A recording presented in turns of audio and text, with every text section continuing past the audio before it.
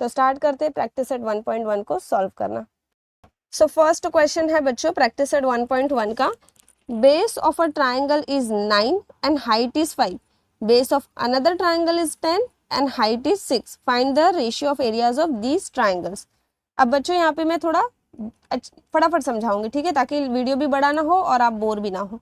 देखो यहाँ पे दो ट्राइंगल्स दिए हैं, फर्स्ट वाले का बेस है 9 और हाइट है 5, दूसरे वाले का बेस है 10 और हाइट है यहाँ पे 6। तो यहाँ पे लेकिन ट्राइंगल नहीं बना हुआ है ना, ज्योमेट्रिकल फिगर्स बने हुए होते तो इजी हो जाता, बट ज्योमेट्रिकल फिगर्स है ही नहीं। तो हम क्या करेंगे बच्चों, यहाँ कंसिडर करेंगे area, base and height of the first triangle क्या है, B1 है, सॉरी एरिया A1 है, बेस B1 है और हाइट H1 है। दूसरे ट्राइंगल के लिए हम कंसिडर करेंगे कि एरिया A2 है, हाइट B2 है, sorry base B2 and height H2 है, ऐसे हम कंसिडर करेंगे। फिर उसके बाद area of triangle 1 upon area of triangle 2 लिखेंगे। फिर हमें पता ही है कि अकॉर्डिंग टू द स्टेटमेंट जो हमने अभी समझा उसके अकॉर्डिंग क्या लिखना है हमें, और फिर वैल्यूज पुट करेंगे और हमें एरिया मिल जाएगा। देखो जो मैंने बोला था वो यहाँ पे लिख दिया है, let the area, base and height of the first triangle be A1, B1 and H1। Same statement वही है, तो आपको मतलब इजीली लर्न हो जाना चाहिए स्टेटमेंट कि let the area, base and height of the second triangle be A2, B2 and H2। Values लिख लेते, B1 यहाँ पे क्या है 9, H1 यहाँ पे क्या है 5, B2 यहाँ पे क्या है 10 और H2 यहाँ पे क्या है 6 है। ये सब कुछ हमें क्वेश्चन में गिवन है तो हम यहाँ पे गिवन लिख देते हैं। नाउ इसके बाद रेशियो लिखेंगे दोनों ट्राइंगल के एरिया का। So A1 upon A2 is equal to क्या आ जाएगा, B1 मल्टीप्लाई बाय H1। ये B1 इंटू H1 हमने क्यों लिखा, क्योंकि अभी अभी हमने तो पढ़ा ना, आपको अभी अभी मैंने समझाया कि दो ट्राइंगल के एरिया का जो रेशियो है वो किसके इक्वल होता है, ratio of product of their basis and corresponding height. तो ये पूरा का पूरा स्टेटमेंट आपको यहाँ पे लिखना पड़ेगा, जो मैं वीडियो को पॉज करके लिख देती हूँ। देखो यहाँ पे मैंने लिख दिया स्टेटमेंट। अब वैल्यूज पुट करेंगे, B1 क्या है 9, H1 क्या है 5, B2 क्या है 10 और H2 क्या है 6।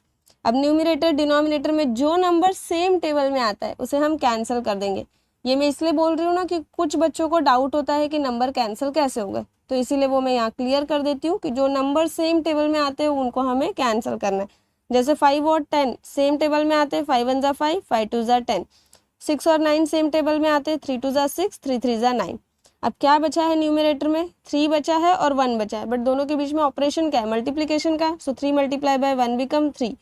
2 डिनोमिनेटर में यहाँ पे भी 2 है, मल्टीप्लाई करना है, 2 2 ज़ा 4।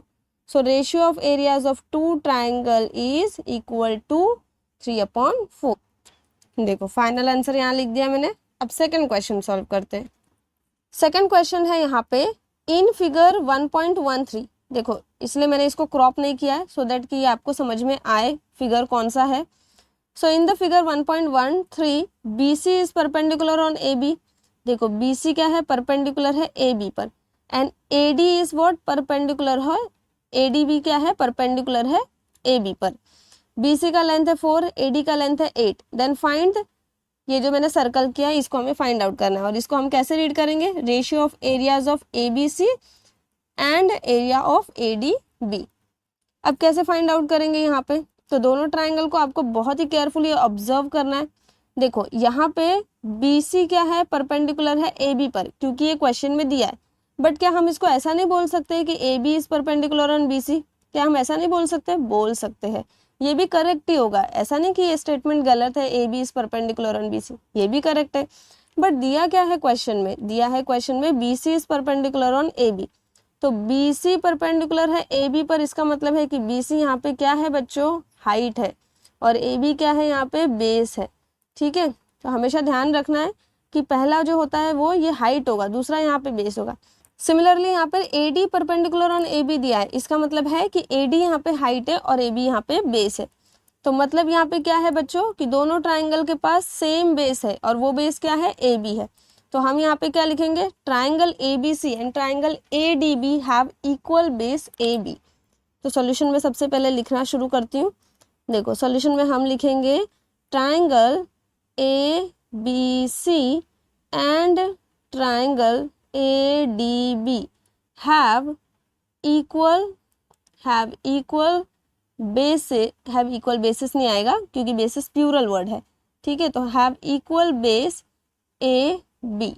ठीक है, अब इसके बाद हम क्या लिखेंगे, देखो ratio of areas of two triangle with equal base क्या होता है, वो लिख सकते हो स्टेटमेंट। अगर ये स्टेटमेंट आपको याद हो जाता है ना, तो ज़रूरी नहीं है कि आप बार बार चेंज करो, आप सिर्फ प्रैक्टिस करो उसको लिखने की। तो यहाँ पे हम लिख सकते हैं ratio of areas of two triangles. ठीक है, जिसको अगर थोड़ा सा बोरिंग लगे तो ये स्किप कर देना, मैं लिख देती हूँ। Ratio of areas of two triangles with equal base, with equal base is equal to ratio of their corresponding. क्या होगा, करस्पॉन्डिंग के बाद क्या वर्ड आएगा बताओ, करस्पॉन्डिंग हाइट आएगा। क्या आएगा, corresponding Heights.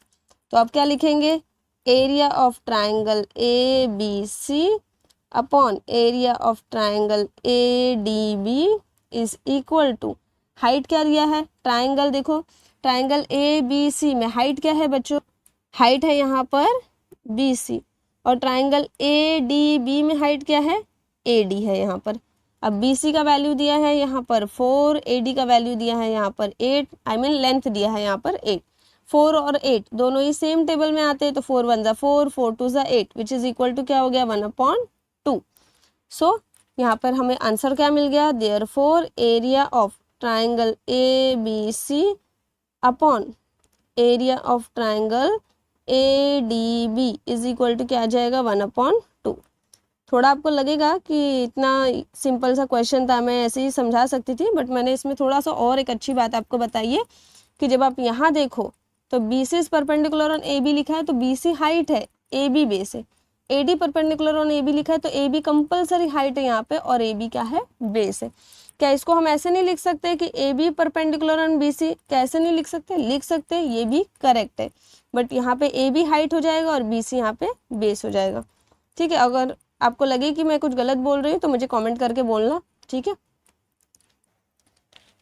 Now third question है यहाँ पे, इन the adjoining figure 1.14 segment P S क्या है, परपेंडिकुलर है। देखो सेगमेंट पी एस परपेंडिकुलर है सेगमेंट आर क्यू पर, तो बेस क्या हो गया यहाँ पर, आर क्यू।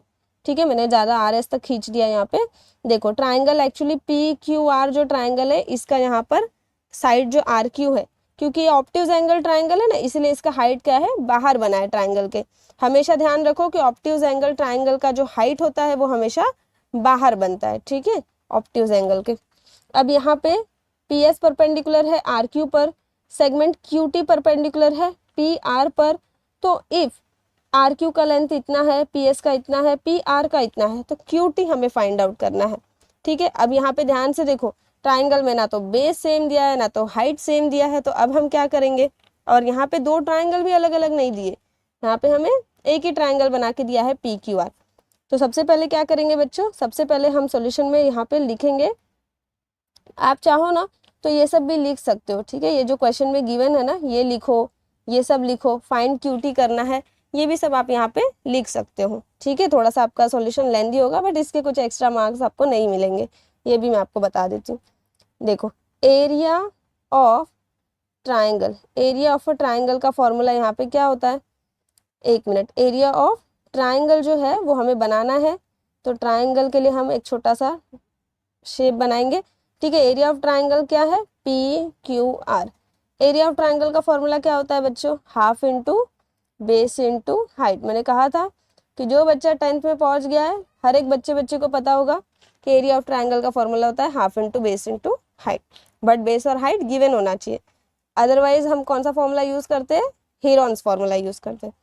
देखो हाफ मल्टीप्लाई बाय बेस क्या है यहाँ पर, बेस है यहाँ पर क्यू आर, ट्राइंगल में देखो बेस है क्यू आर और हाइट क्या है, पी एस, हाइट क्या है यहाँ पर, पी एस है। ठीक है, तो बेस की जगह पे हम लिखेंगे यहाँ पर आर क्यू लिख दो या क्यू आर लिख दो, दोनों एक ही बात है, मल्टीप्लाई बाय हाइट क्या है, पी एस है। पुट करते हैं यहाँ पे values, half as it is आ जाएगा, आर क्यू का लेंथ है यहाँ पे 6 और पी एस का लेंथ है यहाँ पे 6। कैंसिल करते हैं अब हम, 2 1 ज़ा 2, 2 3 ज़ा 6, तो यहाँ पर क्या बचा, 3 मल्टीप्लाई बाय 6 बचा, और 3 6 ज़ा कितना होता है, 18 होता है। तो 3 6 जा 18। ठीक है, कुछ यूनिट नहीं दिया है तो हम यहाँ पे लिखेंगे स्क्वायर यूनिट्स, क्योंकि हमने एरिया फाइंड आउट किया है। अब हमें बच्चों area of triangle P Q R मिल गया, वो कितना है 18 स्क्वायर यूनिट से।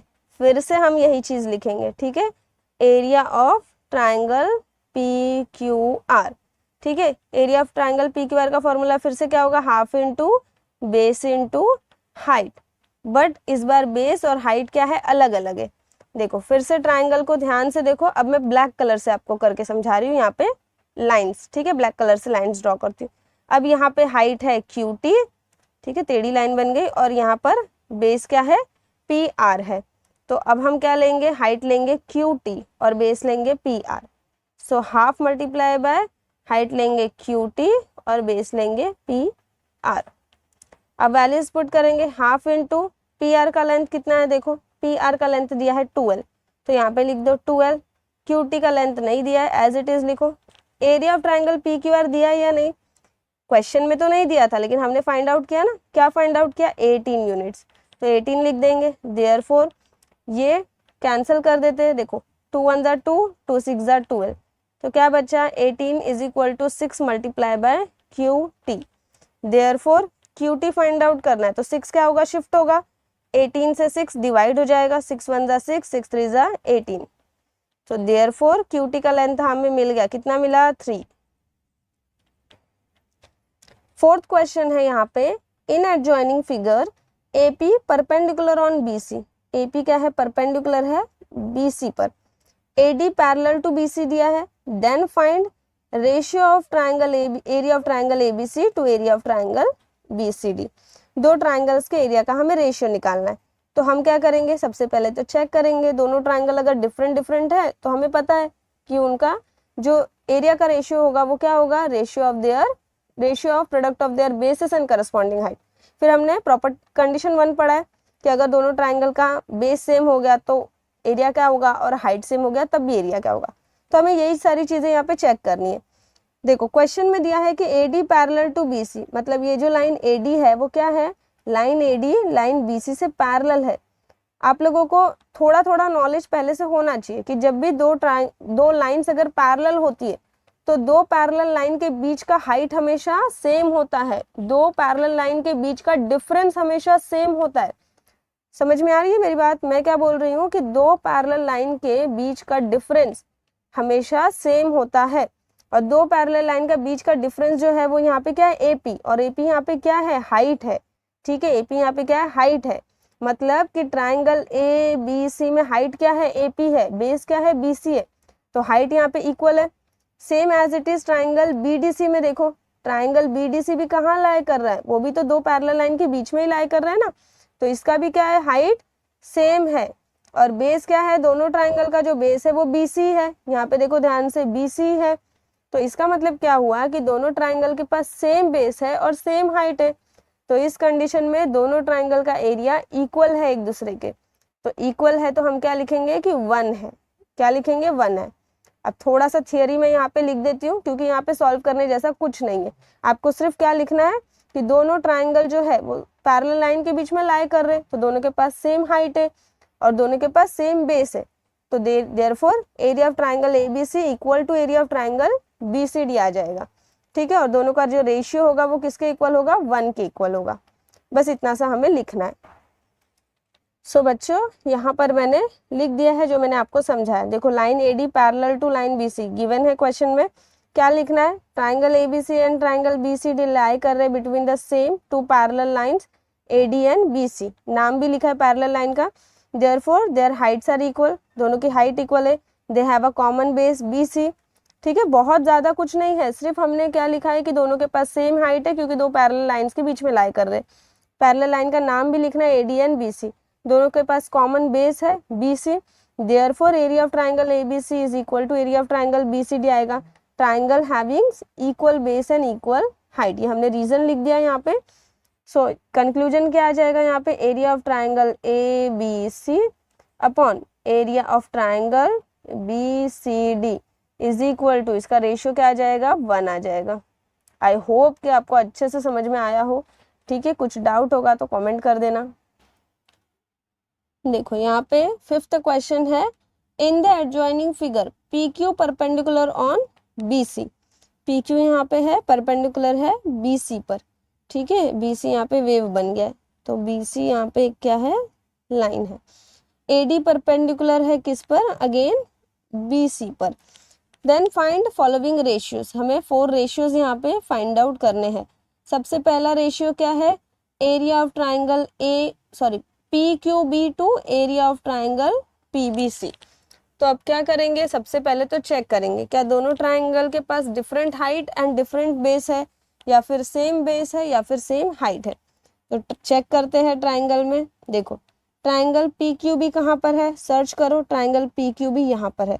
Then triangle P B C कहाँ पर है, ट्राइंगल पी बी सी, इसको मैं दूसरे कलर से आपको करके बताती हूँ तो ही समझेगा, ठीक है। और ट्राइंगल पी बी सी यहाँ पर है। अब ट्राइंगल पी क्यू बी और ट्राइंगल पी बी सी दोनों के पास क्या है, कॉमन हाइट है, और हाइट का नाम क्या है, पी क्यू। तो हम लिखेंगे triangle P Q B and triangle P B C have common height, height का भी नाम लिखेंगे पी क्यू। देयरफॉर एरियाज किसके प्रोपोर्शनल होगा, देयर करस्पॉन्डिंग बेसिस। देखो इतना मैंने लिख दिया, triangle P Q B and triangle P B C have a common height P Q. अब दोनों ट्राइंगल के एरिया का मैंने रेशियो लिख दिया है, ठीक है। कॉमन अगर हाइट अगर कॉमन है तो क्या होगा, उसका जो एरिया होगा वो ratio of their corresponding basis होगा। तो ट्राइंगल पी क्यू बी का बेस क्या है, बी क्यू है, और ट्राइंगल पी बी सी का बेस क्या है, यहाँ पर बी सी है। और रीजन यहाँ पे क्या लिख देंगे, रीजन लिख देंगे areas proportional, areas proportional to their corresponding basis, ठीक है। सेम आपको क्या करना है, अब आगे भी चेक करना है दूसरे रेशियो के लिए। देखो दूसरा वाला यहाँ पे ट्राइंगल है P B C and A B C, search करो गिवन फिगर में पी बी सी, ये बड़ा वाला triangle, and A B C को ब्लैक कलर से कर देती हूँ ए बी सी। अब पी बी सी और ए बी सी के पास क्या है, कॉमन बेस है, क्या है, कॉमन बेस है। तो क्या लिखना है हमें, यहाँ पर हमें एज इट इज ऐसे ही लिखना है जैसे हमने पहले लिखा, triangle A B C, sorry triangle पहला है P B C and triangle है फिर A B C, have common base, क्या है, कॉमन बेस है, हैव कॉमन बेस, और बेस का नाम क्या है, यहाँ पे बेस है यहाँ पे बी सी, ठीक है। So therefore area of triangle P B C upon area of triangle A B C is equal to, base common है तो किसके प्रोपोर्शनल होगा, proportional to their corresponding height. अब ट्राइंगल पी बी सी में height क्या है, P Q है, triangle A B C में हाइट क्या है, ए डी है, तो क्या आ जाएगा P Q upon A D. और रीजन क्या लिखेंगे, देखो ये स्टेटमेंट लिखेंगे, मैंने लिख दिया है, ठीक है। थर्ड क्या है यहाँ पे ratio, area of triangle A B C and triangle A D C. अब ए बी सी सबसे पहला है, तो पहले ए बी सी देख लो, यहाँ पे ट्राइंगल ए बी सी दिख गया आपको, फिर ट्राइंगल ए डी सी देखो, मैंने इरेज कर दिया, सॉरी मुझे इरेज नहीं करना था, ट्राइंगल ए बी सी और उसके बाद है triangle A D C, A D C, ध्यान से देखो triangle A B C and triangle A D C दोनों के पास सेम हाइट है, और हाइट का नाम क्या है यहाँ पे, ए डी है। तो क्या लिखेंगे हम, यहाँ पे लिखेंगे ट्राइंगल, क्या था नाम, A B C and A D C, triangle A B C and triangle A D C have equal height, have common height, equal height, जो भी लिखना है लिख दो, ठीक है। हैव कॉमन लिख रहे तो कॉमन ही फॉलो करते हैं, हैव कॉमन हाइट, क्या है कॉमन हाइट, हाइट है ए डी, एक बार चेक कर लेते हैं क्या है, ए डी है, ठीक है। So therefore area of triangle A B C upon area of triangle A D C is equal to क्या हो जाएगा, उन दोनों के जो भी बेसिस होंगे करस्पॉन्डिंग बेसिस उनका रेशियो लिखना है। तो ट्राइंगल ए बी सी का जो बेस है वो बी सी है, ट्राइंगल ए डी सी का जो बेस है वो डी सी है, तो हम यहाँ पे लिखते हैं B C upon D C. और यहाँ पे क्या लिखेंगे, लिखेंगे area is proportional to their corresponding bases. देखो मैंने ये लिख दिया यहाँ पे, ठीक है, रीड कर लेना अच्छे से। अब इसके बाद आ जाते हैं हम फोर्थ वाले पे। फोर्थ वाला क्या है यहाँ पे रेशियो देख लेते, चलो area of triangle A D C, ध्यान से देखो ट्राइंगल ए डी सी को देखो, ठीक है। इसका बेस क्या है, डी सी है और हाइट क्या है, ए डी है, ठीक है। ट्राइंगल पी क्यू सी को देखो, पी क्यू सी में यहाँ पे बेस क्या है, क्यू सी है और हाइट क्या है, पी क्यू है। मतलब दोनों का डिफरेंट बेस है, डिफरेंट हाइट है, तो इसको B1H1 बोल दो, इसको B2H2 बोल दो। तो आप लोगों को मैंने स्टार्टिंग में ही समझाया, ठीक है। तो उसी के अकॉर्डिंग यहाँ पे हमें लिखना है, तो लिखते हैं यहाँ पे हम क्या लिखेंगे, एरिया ऑफ ट्राइंगल, ट्राइंगल का नाम फिर जाके देखना पड़ेगा, ADC and PQC, area of triangle ADC and area of triangle PQC is equal to क्या हो जाएगा। सो यहाँ पर हम लिखेंगे ratio of areas of two triangles is equal to ratio of product of their bases and corresponding height and corresponding heights। अब आपको जो फिगर दिया था उसमें देखना है कि बेसिस और हाइट क्या है। सो ट्राइंगल ADC, देखो ट्राइंगल, यहाँ पे ट्राइंगल ADC का बेस क्या है, DC और हाइट क्या है, AD है, ठीक है। बेस क्या है, DC है और हाइट क्या है, AD है। ट्राइंगल PQC में बेस क्या है, QC और हाइट क्या है, PQ है। तो यहाँ पे हम लिखते हैं, देखो बेस है DC और हाइट है यहाँ पे AD। सिमिलरली यहाँ पे बेस है QC और हाइट है यहाँ पे PQ। तो यहाँ पर बच्चों सॉल्व हो गया। आई विश कि आपको सब अच्छे से समझ में आया होगा। वीडियो अगर आपको पसंद आया है तो वीडियो को ज़रूर लाइक कीजिएगा। बच्चों बहुत मेहनत लगती है वीडियो बनाने में, तो वीडियो को ज़रूर लाइक करना, सब्सक्राइब करना चैनल को। And thank you for watching this video.